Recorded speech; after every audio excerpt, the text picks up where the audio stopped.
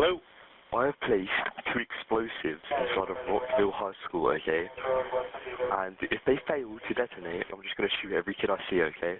This call was a hoax, but part of a series of nightmare threats terrorizing Vernon, Connecticut. Investigators determining the threats came from overseas, but with the help of a teenage girl living right in town.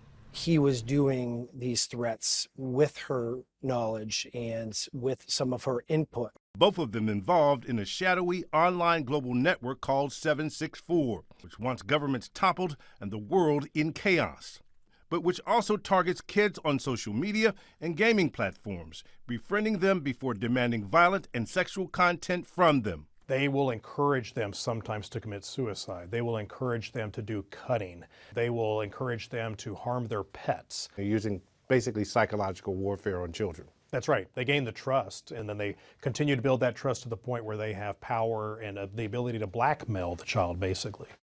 The girl thought the hoaxer was her boyfriend, and he convinced her to share pornography and create 764-related content, like this Barbie doll with the group's name written on its forehead. It was very difficult to process. I wanted to scream, "Not my child." ABC News agreed to alter the faces and voices of the parents of the teenage girl. Before it started, she was a child who was on the honor roll. She had a lot of friends, and then slowly that started to change.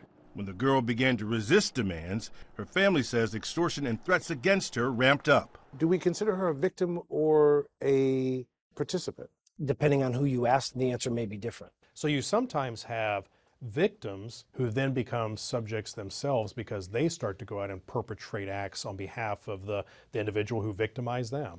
The FBI tells ABC News in an exclusive interview that it has more than 250 open investigations tied to the 764 network, reaching all 55 field offices across the nation.